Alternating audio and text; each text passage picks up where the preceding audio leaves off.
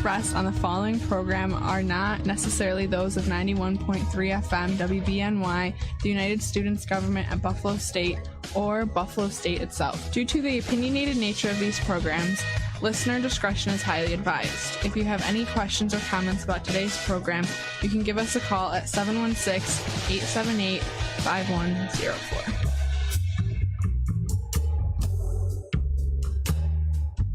To join Mr. Hare on today's Living for the People, dial 878-5104. That's 716-878-5104. Or go to facebook.com/91.3 WBNY and comment there. That's facebook.com/91.3 WBNY. There we go. That's the soundbite that we were looking for. This is L. Nathan Hare. Welcome you to our broadcast, focused on providing you insight into events shaping our national and regional world and the facts behind those events and policies that are shaping our world for today and for tomorrow. Join us weekly on Mondays, Wednesdays, and Fridays from 9 a.m. to 10 a.m. following in the Goodman's Democracy Now! Program. And of course, you all know our program is live, so you can call and you can join our discussion. We really hope that you will. Our number here again is 716-878-5104. That's 716-878-5104. We're also here with Norm McCarter, who is our in-studio audience of one. Welcome, Norm. I can't hear you. Good morning, Mr. Hare. There you are. I knew you were out there. You can't be the in-studio audience of one and we can't hear you. We got you. All righty, sir. And, of course, we have our citizen of the 21st century who understands how to do all this electronic stuff that allows us to live stream these programs and to bring these programs to you live. Our resident expert, IT director, and mainstream producer. For now, anyway. Willie H. Welcome, Willie. Welcome, everybody, to Living for the People with L. Nathan here. Guys, call in 716-878-5104. That's 716-878-5104. Also, we're on Facebook, so comment, y'all. Tell us what you know. And so for those of you all that, maybe you weren't born in Europe or you weren't born in whatever America's versions are of the Caucasus Mountains, and you come from a different stripe of people, something referred to as, well, Willie, you talk about these people. You call them people of color. People of color. You notice you never hear me say that, right? Yeah, I know. Because you know I resent that. Why? I don't because understand why. I'm a people. Right. That's all you need to know about me. Oh, okay. I got you. I'm a people. We're human beings. Why do I have to be a people of color? Right. See, because if I'm a people of color, you're saying to whoever's listening that I'm somebody different than you. Right. If you're the one saying that I'm the people of color, then you're saying that you're not the people of color, right? And so it makes it easier for you to otherize me, right? To make me somebody who's not the same as you. Mr. Hare, I was looking at this program, Book of Negro, of course, slavery. And it just shows all the things. Even after the slaves, 1775, 76, after they got free, they had to go through not 1775, 1865. I'm sorry, 1865. To 1875. Yeah, I'm sorry. And still weren't free. And still had to go through mess. Oh, my God. There was one lady that actually made it back to Africa. She came, they got her, branded her, made her slave from time 11. She was able to make it back to Africa, wow. And then she eventually went to London. So she unslaved herself again. Oh yeah, but she had to do a lot. She was very talented. She could speak a bunch of African languages as well as American. Right. She could read and write and everything. But see, the core point is, if a horrible thing happens, they murder. What was it? 5 people. One of whom was an 8-year-old boy. Mm-hmm. 9 years old. A 9-year-old boy, yeah. Okay, in cold blood, because the father of the boy, who has a 1.5-year-old child, was crying. The child was crying because of the noise of the AR-15 rifle being fired in the backyard next door to the house. Wow. So the father, showing some heart, went out there. I know you got AR-15, but I got to talk to you anyway. Can we kick it a little bit? My baby's only, 6 weeks old. Is it okay for you to? I'm not even asking you to stop shooting. Can you go on that side of the property over there, where it's not so loud, right? So that the kids can sleep. This is my property. Now, the player who says this is my property, he's not even a legal resident of the United States. Wow. So it's curious as to how this became his property if he was not even a resident of the United States. But that's another story. We haven't heard anything about that, because the story always gets corrupted by the otherizing of people. See, if we were just focusing on the facts of the case, we would have been saying, well, who was this guy? Well, how did he get an AR-15? How did he become a property owner? What allowed him to be in the country, with abandon? Looks like this guy has been back and forth to the country maybe 30 times. So is there something wrong with our system of how we police our border, that this guy can go back and forth, so many times across the border? You would have been asking questions like that. They had gotten rid of him 4 times. Four times. Previously. Right. I just don't understand. Right. See, so those would be the questions you were asking if this was people, these were people that you consider to be fellow human beings.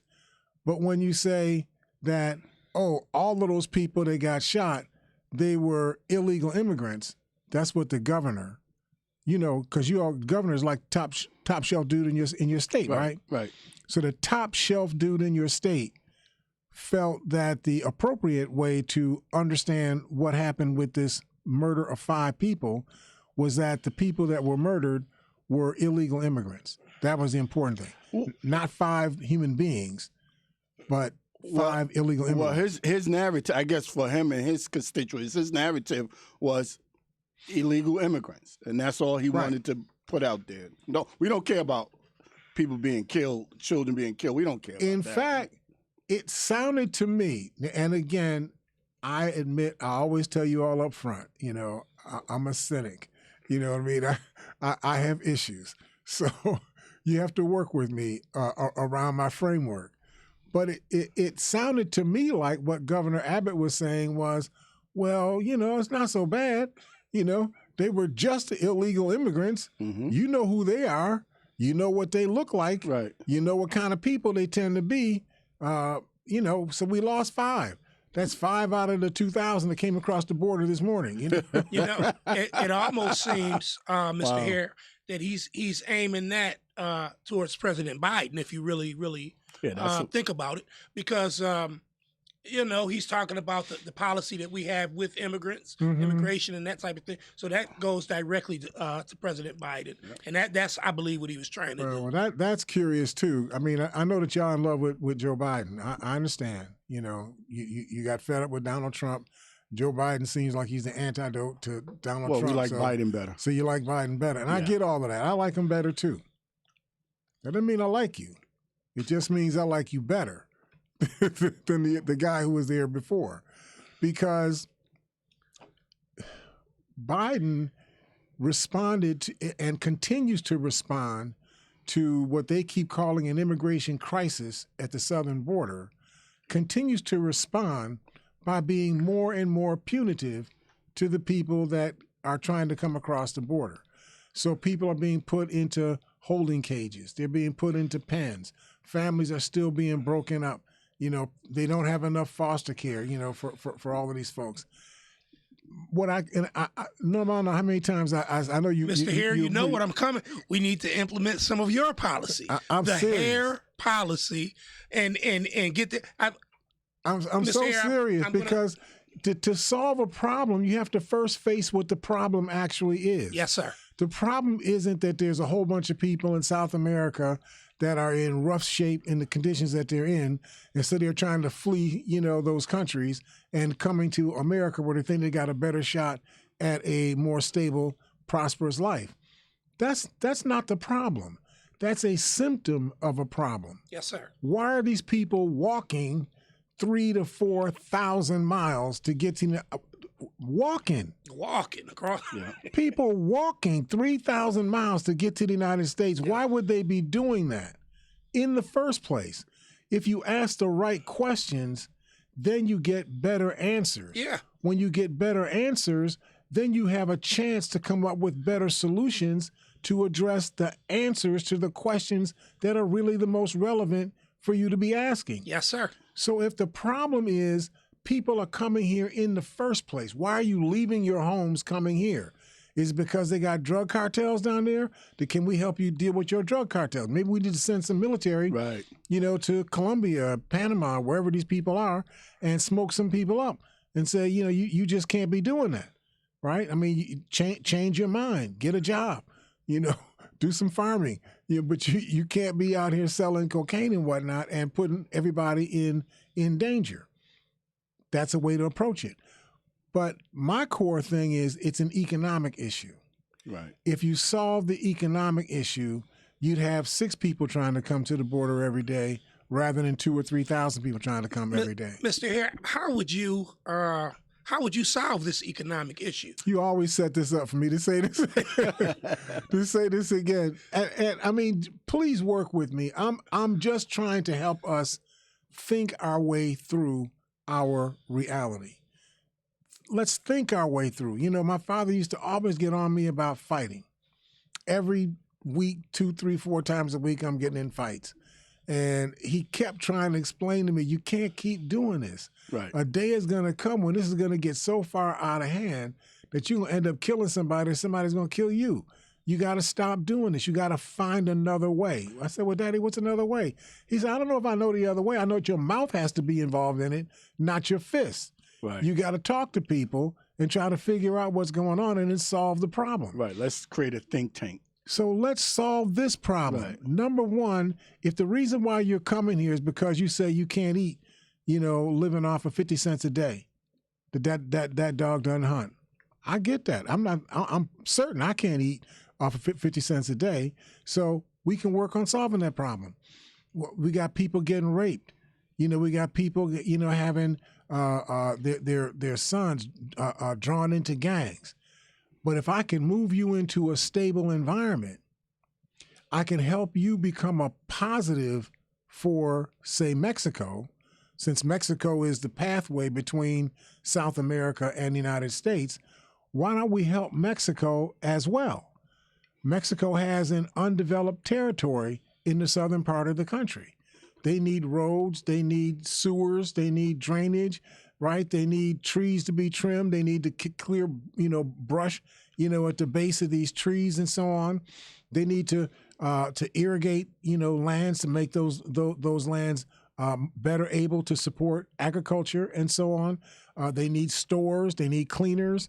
They need tires. They need auto shops. Mr. Hare, basically, so what you're saying is economically, Right. There's so many different economic solutions that I guess the United States could provide or help to provide. And what you do is you seed it. If you don't have any seed, you can have all the land in the backyard, that you want. If you don't have any seed, nothing's going to grow in your backyard. That's right. You got to put some seed in there, right? Yes, sir. So that's going to cost you a little bit of money. But seeds don't cost a lot of money. They just cost a little bit of money. But they grow into palm trees and geraniums and oranges and cabbage. They grow into stuff. And the stuff they grow into is stuff that has a lot of value. So you take something that has a little bit of value, costs you a little bit, Right. and it turns into something that has a lot of value, that places a lot of surplus in your hands. It seems to me that that's a rational way for you to attack your problem. So if we put a little bit of money into the hands of, say, 400, 500,000 people, right, that are coming across out of South America or Central America, coming into, trying to get into the United States. If we hire 400,000 of these people, pay them $3 an hour, it would probably cost us about $5 billion in the course of a year to do this, okay? But we hire these people and we use them to support developing infrastructure in southern Mexico so that they've got cities, they've got plazas, they've got 2-lane and 4-lane and 6-lane highways. They've got drainage lines. they've got irrigation, they've got water treatment facilities to turn salt water into fresh water.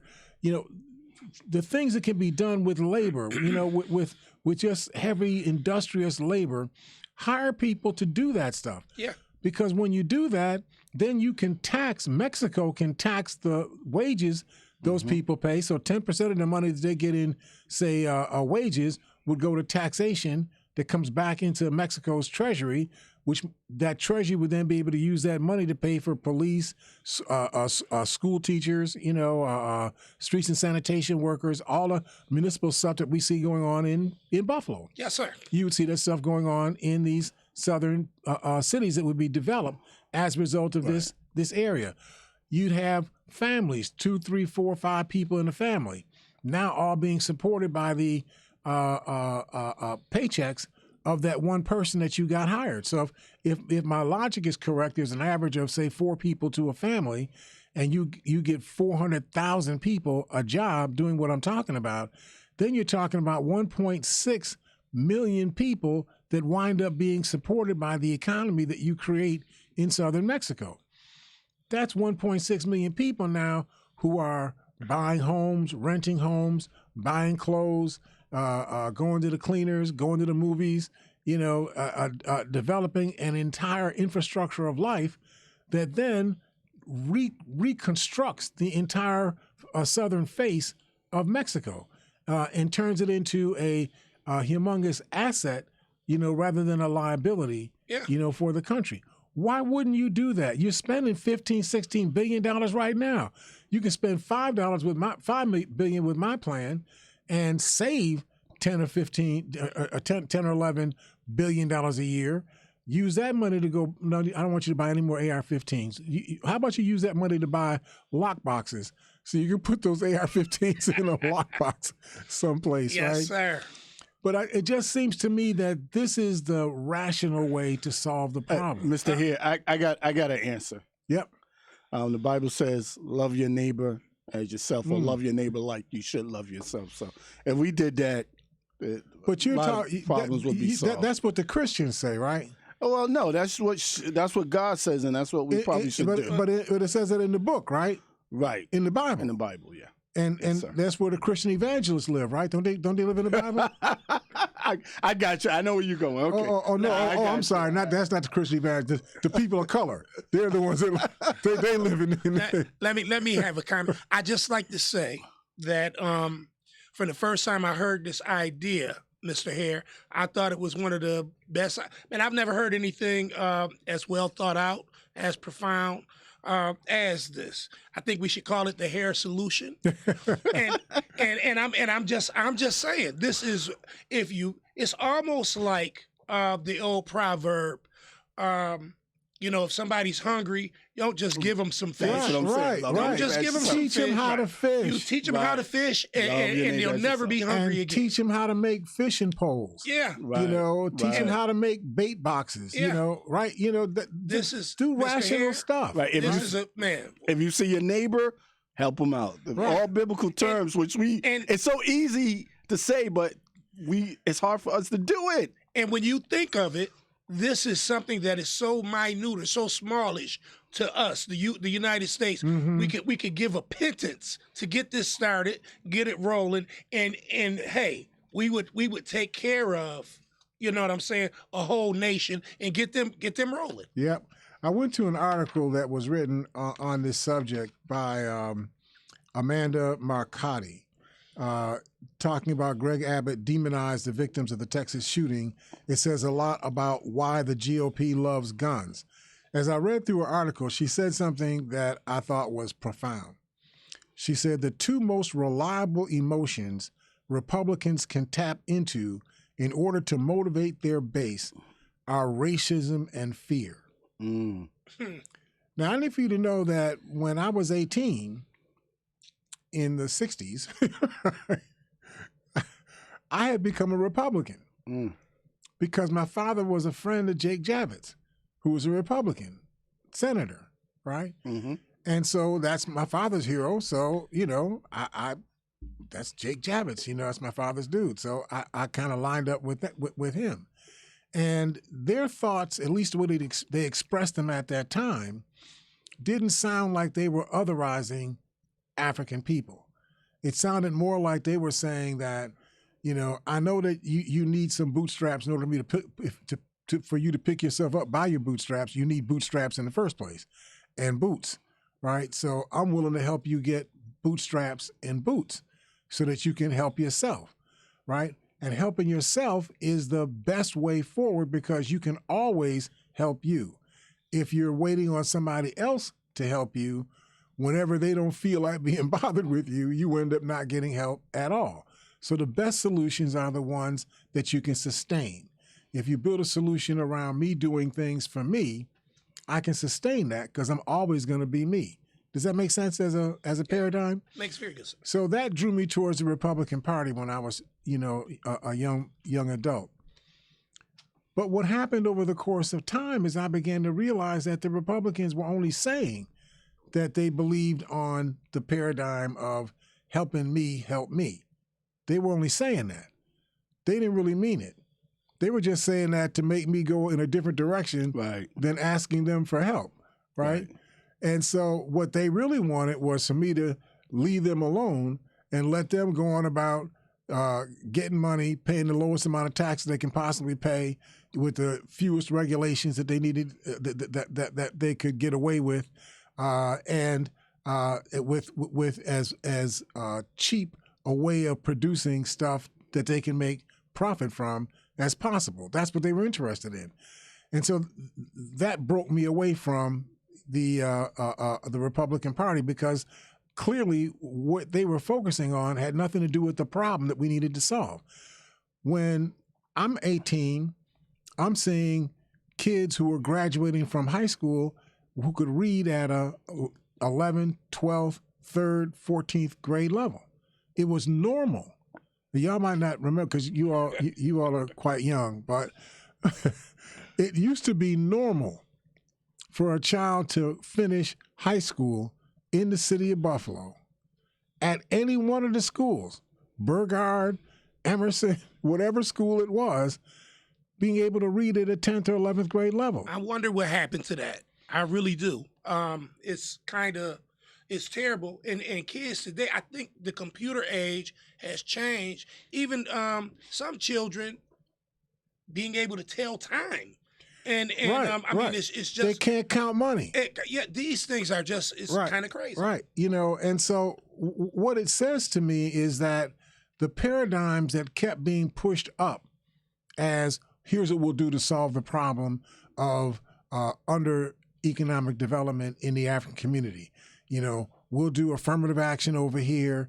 We'll do, I forgot what the name of the program was, the community renewal fund, where you had to spend a certain amount of your deposit money in a neighborhood where the people who were making the deposits came from. So in other words, if you have, say, $5 million in deposits from people in the Maston district, then you would be spending $5 million or roughly $5 million of your investment money as a bank.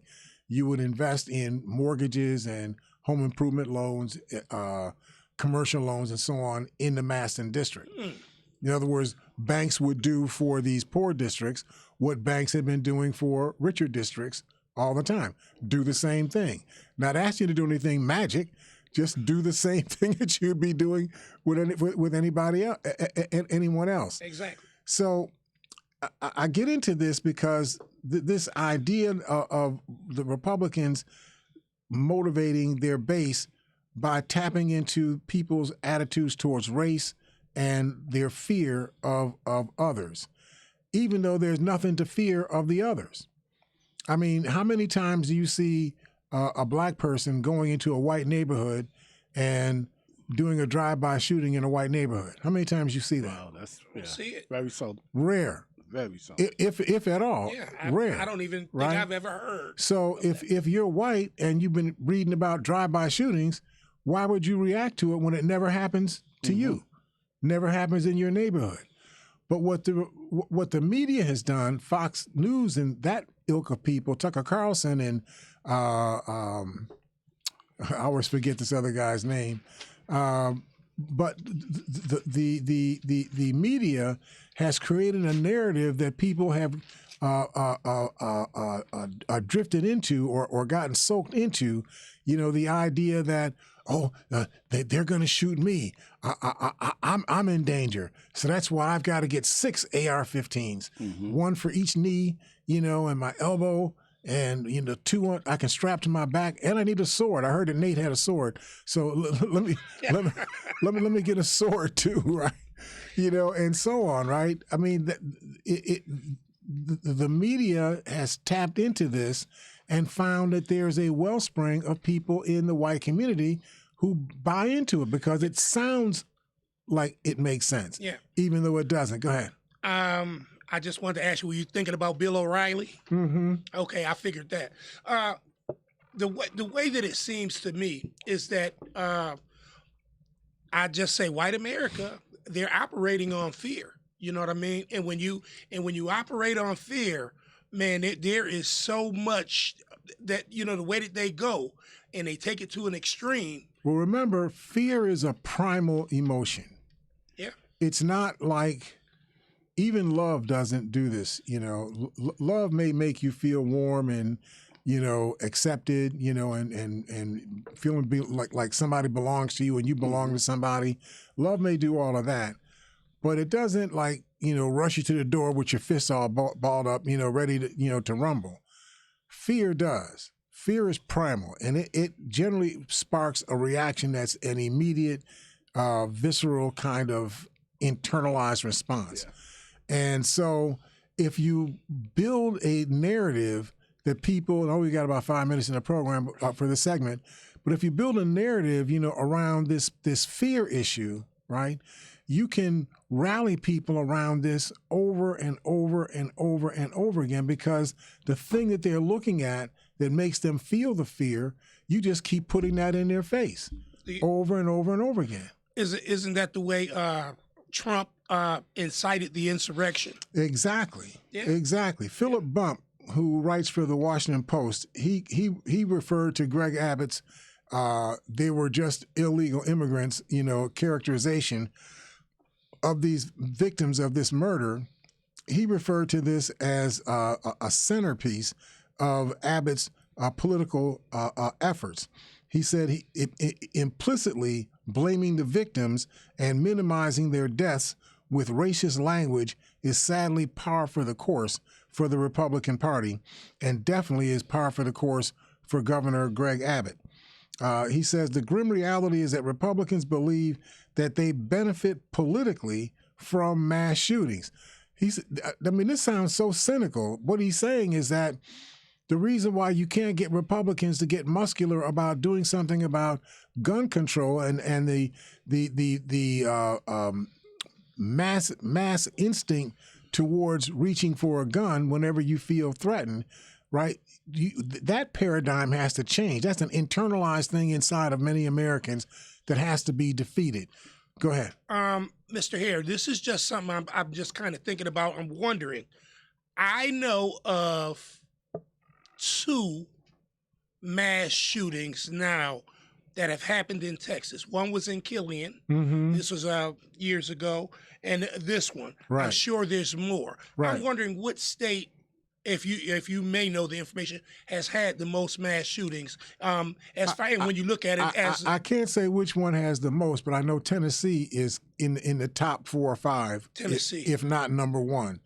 They've had a number of them. So that in Tennessee there is, when you look at it, the gun control and the selling of guns is just kind of out of control. Here's the thing that you find is that the states that are most under the control of Republicans, in other words, where the state legislature and the state Senate and the governor's office are all under the control of Republicans, in every one of those states, they are the states that have the most incidences of gun violence. So the very thing that they are selling through the media to the public, that you need us because, we'll be muscular to get those bad people of color and whatnot and put them in cages or kill them or drive them out of the country, that's what they sell. But they're the states that have the highest problem. They're the ones who this is being done with, or where this occurs the most often. So why would that be? If their policies were the best, why would they not have the best results? You know what? It's only a matter of time before it comes close to them and it touches their families. When it comes to a TV near you. Yeah, right? yeah. So Fox News, on any given night, you'll see all of this nonsense. It's all about how America is supposedly a crime-ridden, apocalyptic wasteland. That's what Fox News would be, telling you. Don't blame it all on Tucker Carlson. You need to blame him because he shouldn't be on TV or allowed to have American citizenship. Well, that's another story altogether. But I don't want to say that. I'm just saying that he's not the problem. He's just the face of the problem. The problem is in us, in the American people. We keep hiring people. When I say hiring, we keep electing people like Greg Abbott. And because you elect people like Greg Abbott, you get the policies that Greg Abbott espouses. And it puts us in the position that we're in. Abbott labeled these victims illegal immigrants. He's selling a story that it's not the guns that are the problem, but it's some dark-skinned foreigners that are somehow bringing violence to the United States. That's really what Abbott is selling. And clearly people are buying because you keep hiring this man. If you really do understand that the man is lying, that he's saying things to you that are patently untrue, and even if what he was saying to you was true, the solution sets that he's giving you would not solve the problem. If you're going to solve a problem, you had to first ask the right questions, figure out what your problem is, face the problem, and then do something that will directly solve the problem that you have. That's what has to occur. And you need to hire elected leaders who will do that. We have not been doing that. We've been hiring elected leaders who are doing the opposite. We have to be better as an American public. So listen, we got to take care of our sponsors. So please don't go away. Hopefully we're making some kind of sense. Got a lot more we want to talk to you about in this hour. So don't go away. We'll see you on the other side of the break here at Living for the People at 91.3 FM WBNY. See you in a second.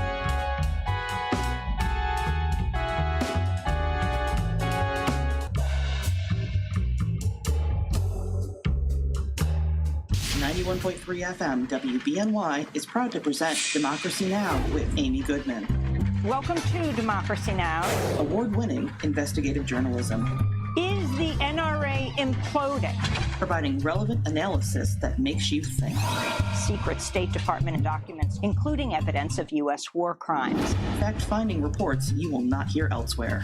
Democracy Now! Airs Monday through Friday, 8 a.m. on 91.3 FM, WBNY, Buffalo. Uh-oh, Brad's buzzed. Oh, yeah? Yeah, he's starting with the woots.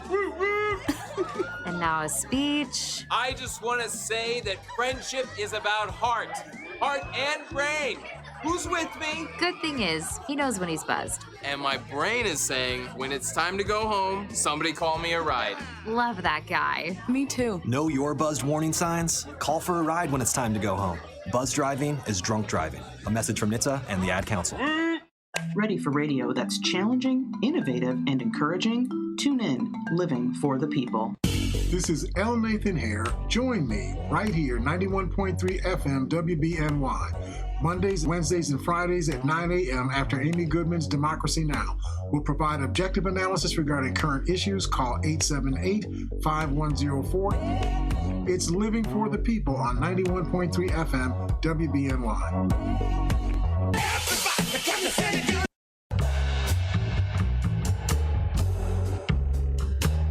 All right, let me just finish up this point on gun violence that we're experiencing in America, and picking up on the rest of Amanda Marcotti's article. She says that Abbott's reaction to crime is more of the same, using it to prop up racist fears while engaging in victim blaming that helps white conservatives avoid talking about real solutions that could actually work. Mm-hmm. She says that because ultimately they don't want real solutions. Republicans want to keep their voters trapped in an incoherent but vivid emotional state of fear and racial loathing, right, all of which works to shut down rational faculties, right, so that they keep voting Republican. And clearly, GOP leaders don't care how many innocent people are killed in the process. You have to feel that. Man, you got to feel that in the deep part of your soul. Real. Yeah. Okay. Yeah. I need for us to understand something, and I'm going to shift to another topic, but I just want you to hear this quick side note here. For 2 centuries, gun violence in America was first used to enforce slavery. For 2 centuries. Yeah. So we go from 1776 to 1976. Over the course of that time period, guns were used to enforce slavery or to enforce apartheid reality in the United States, right? Which they refer to as segregation. For some reason or other in the United States, they consider it to be, we didn't have apartheid in the United States. We had segregation. Segregation is apartheid.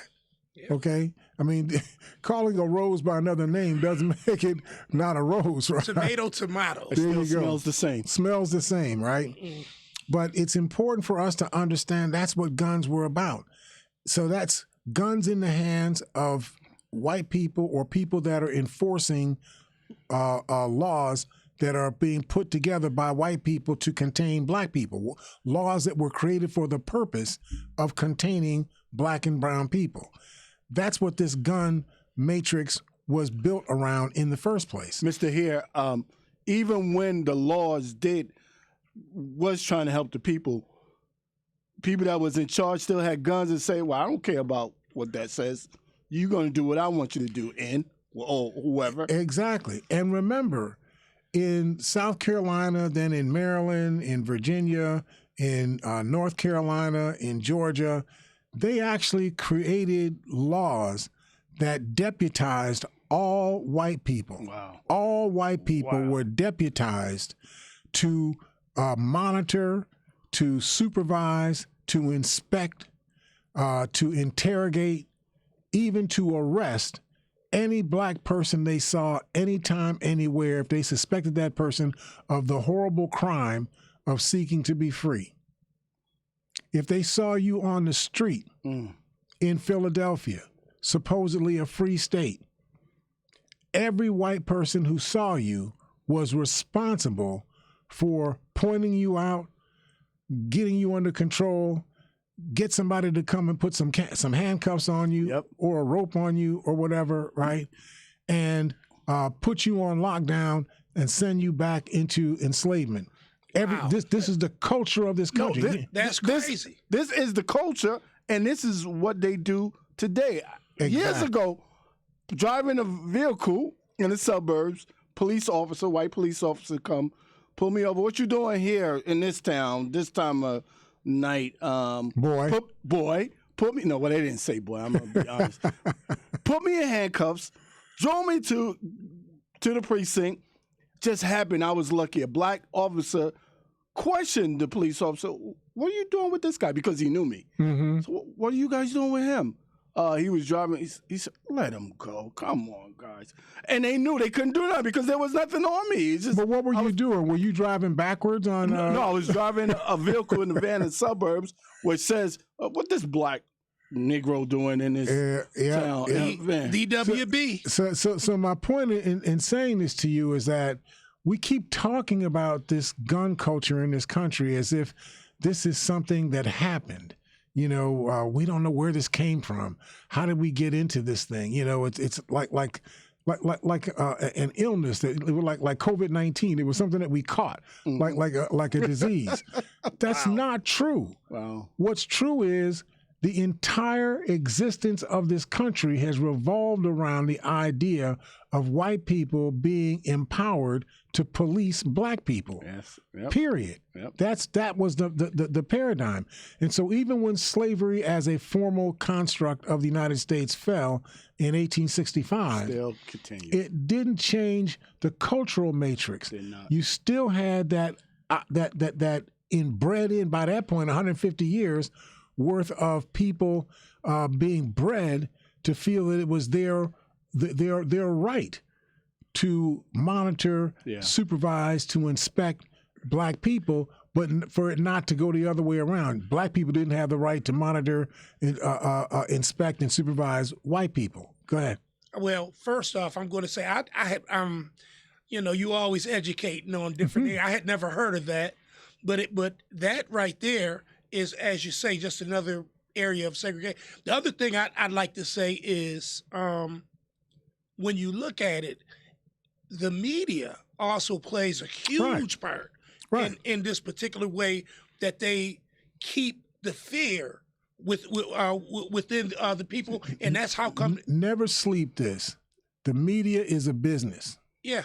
They have one goal, the same goal every business has, to make as much money as they can with as low a cost for unit of production as possible, so that you create more profit.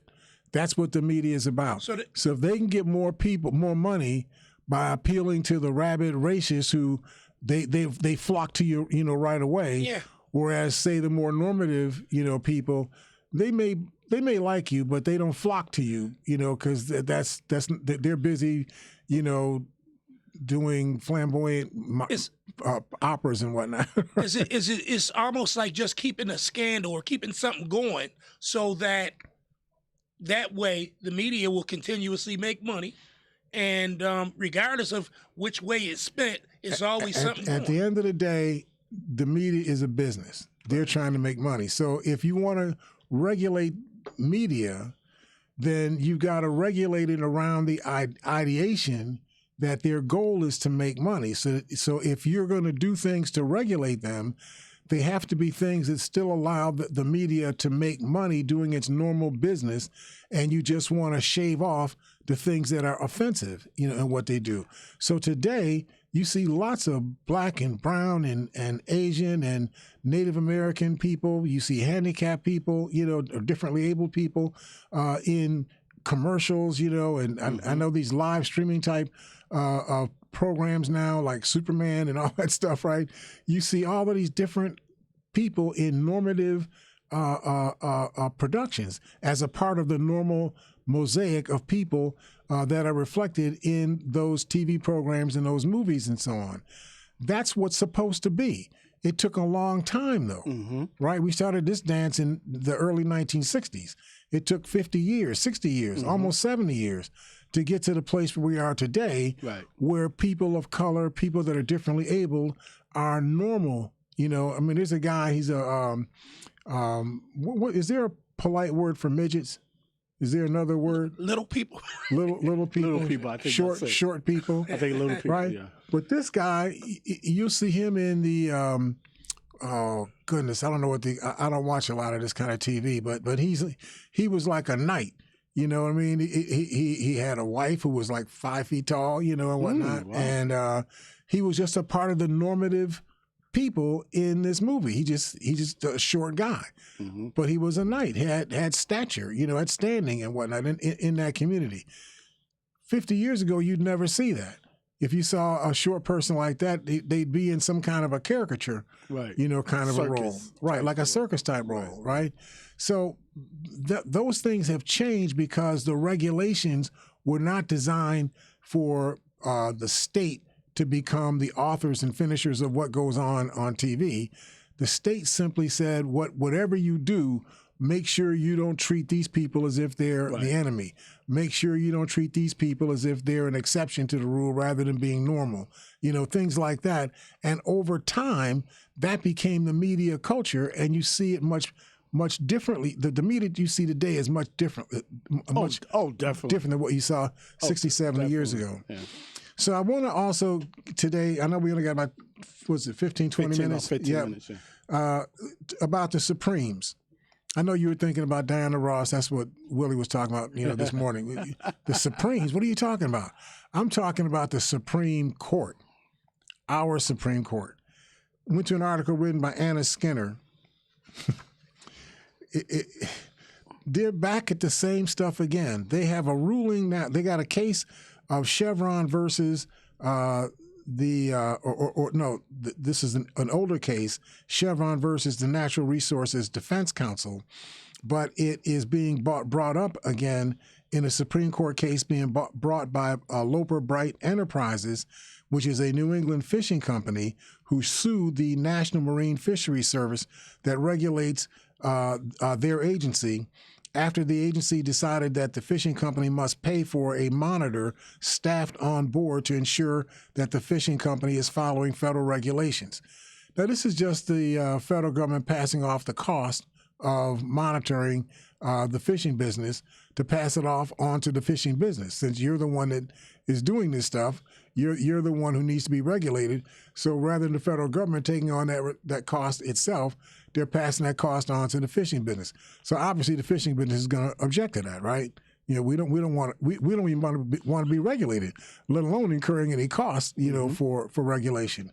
So what's being put before the Supreme Court is in the Chevron case, which is going to be the thing the principle is going to be affected in the Supreme Court decision.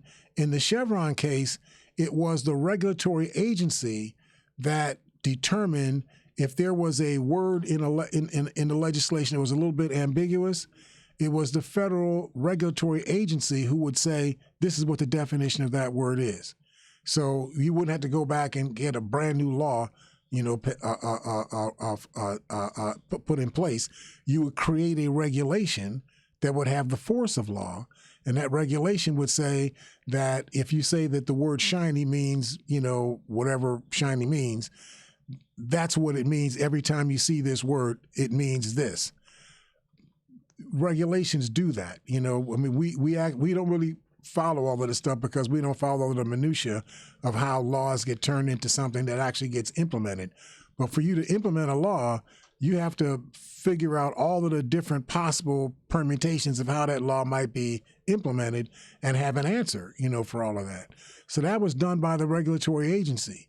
What the Supreme Court is putting into play now is the possibility that if there is an ambiguous term in a law, that if the term cannot be defined in a very, very specific way that nobody would misunderstand what you meant, then the agency the company was being regulated, they could be the ones to come up with the definition of whatever that word is, rather than the regulatory agency. So they would make the company the equal of the regulatory agency. Well, if you do that, then the regulatory agency is not a regulatory agency anymore. If the company gets to decide for itself, oh, no, these words mean this, not that. If the company can do that, then what's the power of the regulatory agency? They have none at that point. That's what's going on right now. Go ahead. I just want to pose this question. As yesterday, I was looking at the news, and they were talking about the particular things that it came down against Clarence Thomas, and there was another judge that was involved with the spending and the way that they did things. The top judge, whoever that was, he was a white judge. He came up and he said that this stuff was like almost regular. It was deemed that way. And I know that they were looking and trying to find or do something against Judge Thomas, but I guess he defended that, and I just wanted to know what you thought about that, or had you seen that? So I don't know if I have these specifics on that, but the issues that we're addressing right now, that we have to address as a country, is in order for there has to be a reason why you're a country. Can I break it down a little bit? Yes, more, sir. Please do. More basic. You become a country because you believe that there is something that is so widespread, so uniform, that is everybody's self-interest, that everybody has to be in the game in order for that to happen. Okay. So what tends to be in everybody's self-interest? Self-defense, defending your country from other people coming and taking your stuff. You know, like Russia walking into Ukraine and saying, I want this building, I want all of those police cars, that's my land. That's what really is going on. Yeah. Putin is robbing Ukraine. Yeah. This is nothing but a national heist, okay? So I'm trying to think of where I was trying to go with that. But as a nation or as a people, you would want to have protection around yourself. You want to have borders that are your borders. Everybody who's inside these borders, they're a part of my nation. Everybody who's outside of these borders are somebody else's nation. They're not my nation. I have to now be able to protect my own nation, right? Yes, sir. So that's why I have to have an Army and a Navy and an Air Force and Marines and, SpaceX or whatever it is that we have. I have to have that kind of an apparatus in order for me to do the most primal thing that I must do. But once we do that, then we have to cooperate with each other in order to defend each other, right? So we have to have a draft. We have to have a system of recruiting people into the armed services. You're not going to have the same people forever, so there's going to be turnover every 3 or 4 years. People are going to, finish their terms of service and go back into the civilian, workforce. Other people are going to come in. So you have to have a system of training people, evaluating people, making sure that people aren't nuts, that you're putting guns in their hands, all that sort of stuff. That's your primal stuff. That costs money. Yeah. So where does that money come from? Governments don't sell anything. They don't make anything. People, right? Comes from our pockets. They get it from taxes, yes, right? Yeah. But don't get mad, because if you didn't pay those taxes, you'd have to defend your country by yourself. Right, correct. That's true. See? Yeah. So when everybody starts talking all that Heckle and Jekyll stuff, go back and tell me what Nate said, that if you feel like that, then you need to be putting something on the table, because you're going to have to defend yourself. I'm not going to defend you if you're not going to put any taxes on the table. Right. You're not going to help. You're not going to help, then you don't get help. Yeah, I can agree with that 100%. We all help each other. Yeah. Right? So that's what, now once you do that, you start thinking about, since we're doing that, there's some other things we probably need to be doing too. How do we ensure that everybody can read? I need for you to understand that in 1865, when slavery ended, only 1.5% of African people in this country could read. That's correct. But I need for you to also know that only 25% of white people in this country could read. Wow. You didn't know that, did you? No. Didn't know that. No. Didn't know that. See, if y'all keep reading the Ron DeSantis, history books, you're not going to get this, okay? the reality is most people in the United States couldn't read in the first doggone place, Right. okay? Now, I'm not saying that we need an affirmative action program for white people. I'm just saying that the reality is reading was not fundamental to everybody. Right. But when slavery was brought to an end as a formal paradigm, not as a consequence of being duly convicted of a crime, but just as a formal paradigm in this country, when slavery was brought to an end, black people became citizens under the 14th Amendment, ran for office, used the power of elected office to get the government to pay for public school education. The reason why you have a public school education system in this country today is because black people who were liberated from those plantations, they used their liberty to do what brains said you should do. If you can't read, write, and count effectively, you're not going to be able to be effective in the United States. So they put a system in place and made the public as a whole pay for it with taxes. Just real quick, what was the system before that? It was private. It was just, everything was private? It was private. So you'd have a church, in a community, and you'd have a school run, by that church. You'd have, Fat Cat plantation owner over here, 500 enslaved people. They got a school, for white people. Then they got like a hole in the ground, for black people, right? Yeah, and so on. But that was the way things were done. Yes, sir. They were changed because black people changed those things. Right. How many people do you hear talking about that today? How many of you knew that the reason why you have a public school education system in this country in the first place? I had no idea. Okay. No idea. See? So this is why we have to have education. Yeah. Right? Yeah, this definitely. is why you have Definitely. to, and you have to have education that teaches everything. Right. It can't be education that just teaches Greg Abbott's, view of the world. One aspect. That's where I like coming to Nate Hare School every Monday, Wednesday, and Friday.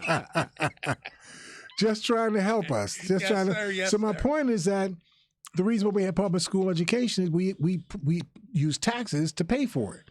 Now there are other things we need to have that you probably didn't know, right? We need like clean water. Did you know that? We need clean water. I guess so. Now, there's water all over the place. There's water everywhere in the United States, right? But if it's not clean, it doesn't really help you, right? So you need clean water. How do you know your water's clean? You have to have a system to water. Test. Right. Water has to go through a process. Water has to get tested. Water has to get treated. Has to get tested again to make sure that the cleaning process worked. And then the water has to be distributed to people so people have access to that water. Hey, Mr. Hill, let me ask you this question.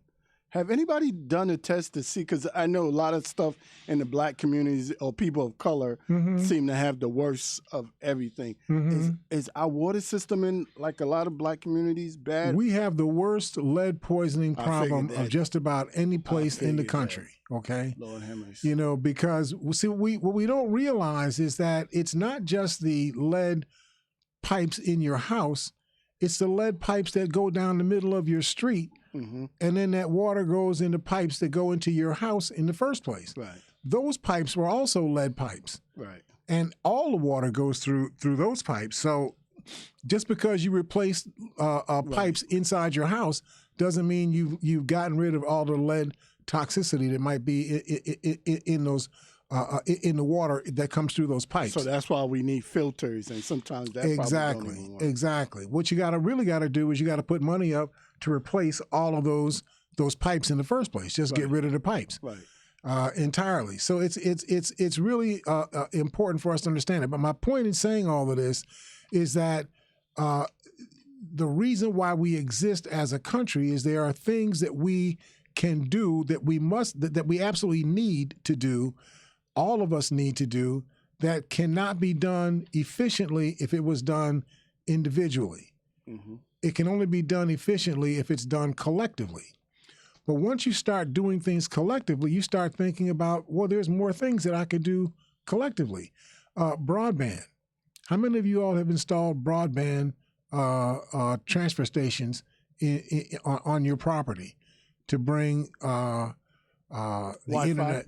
Yeah, right. But now you get that through a system that somebody else created. Right, that's correct. Did you create your own system that's just on your property? No. That's the Willie H, Wi-Fi system. No, I haven't. Didn't do that, right? Spectrum. Because that was done by your government working with private inventors and engineers and so on.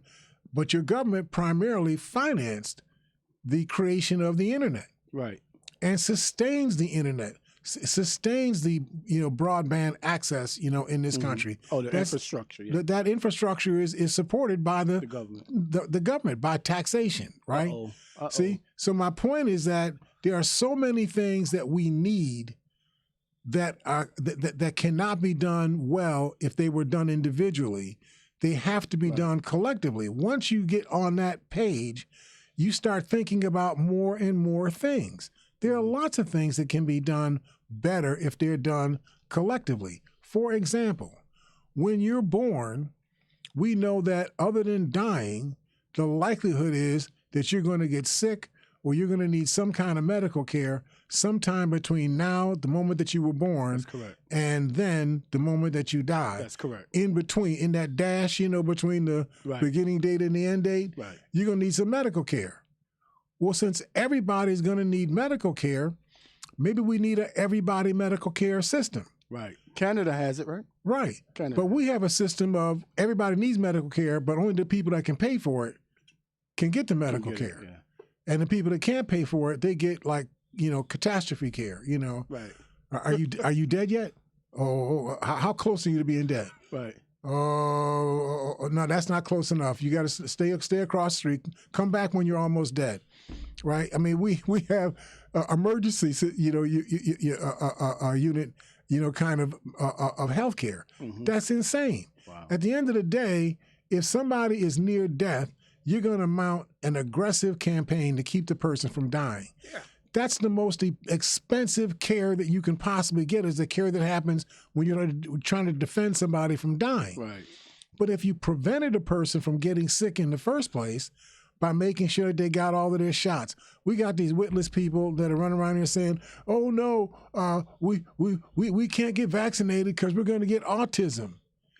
even if it's true that one person out of 36 million people in the country got autism from vaccination, even if that's true, that happened to one person, wouldn't that be a better outcome than having 30 or 40,000 people, get sick because you didn't vaccinate people? It's that kind of craziness that we've got to address in our society. Sorry, I took a little bit long time to try to make that point, but I just think it's an important point for us to understand we're in this game together. And the only way we can be in the game together is we have to start think in each other's terms. We have to think things through with each other in mind. If we do that, we got a better chance of asking the right questions, getting the right answers, and then putting together the right solutions to solve the problems that those questions present. I thank you all for listening to us, supporting us. We look forward to talking to you all on Friday here at Living for the People on 91.3 FM WBNY. We'll see you all then.